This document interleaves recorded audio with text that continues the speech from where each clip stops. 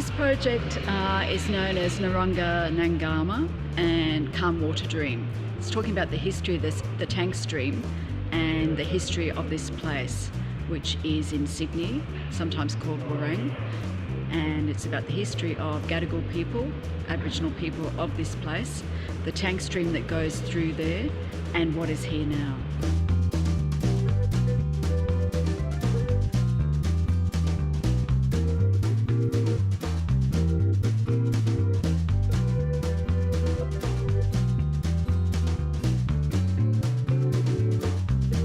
My name is Alan Madden, Gadigal Elder.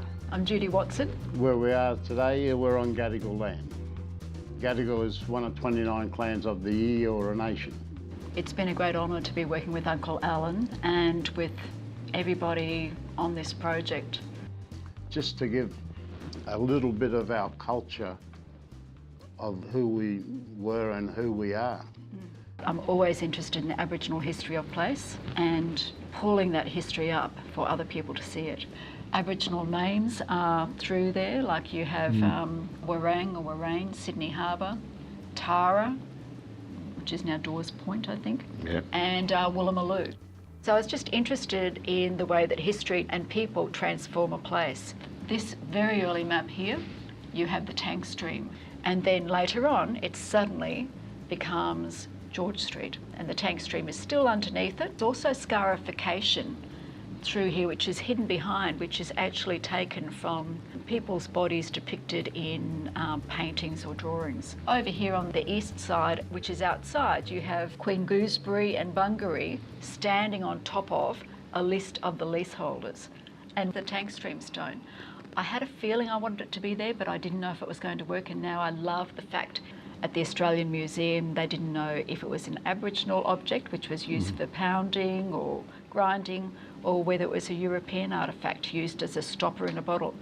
And then the midden relates to the fact that colonisers, when they first came here, they would send the convicts out to collect all the shellfish and then burn them to be the mortar within the building. So all the old Sydney buildings have got Aboriginal culture and DNA from everybody who's eaten the shellfish as well as collecting whatever within the buildings.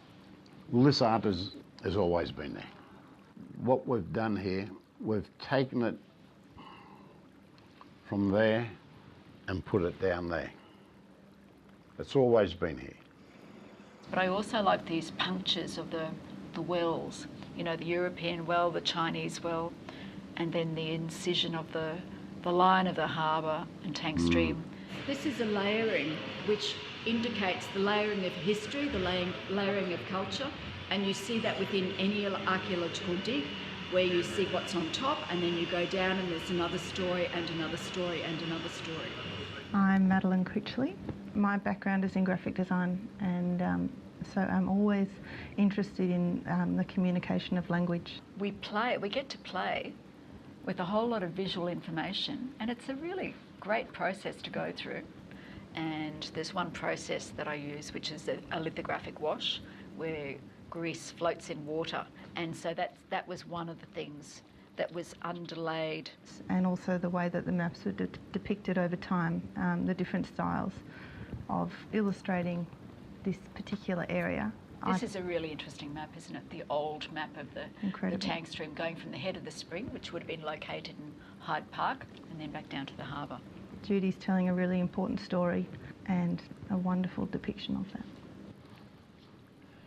I'm Ian Cath. I am one of the technicians at Urban Art Projects who had to actually get down and dirty and actually do it. And we went to Gosford working to finish this project off as Gosford Quarries were machining the stone.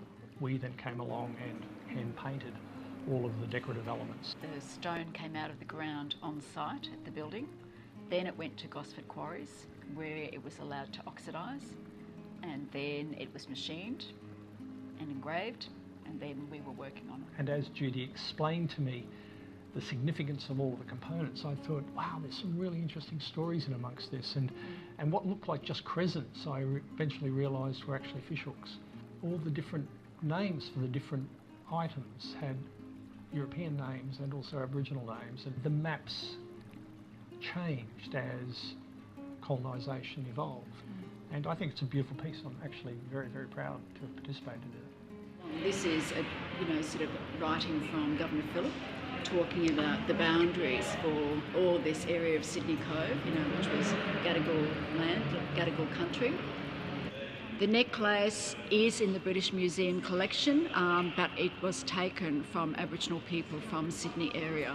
This beautiful string bag is in the British Museum collection, but it's from Gadigal people from Aboriginal Sydney, and the forehead headband. So Cora Gooseberry was the name given to Bunbury's wife, and she was given this breastplate, and she was recognised as a really important woman of this area. And this map, which is quite beautiful, sort of drawn by a convict showing early Sydney or Warrane.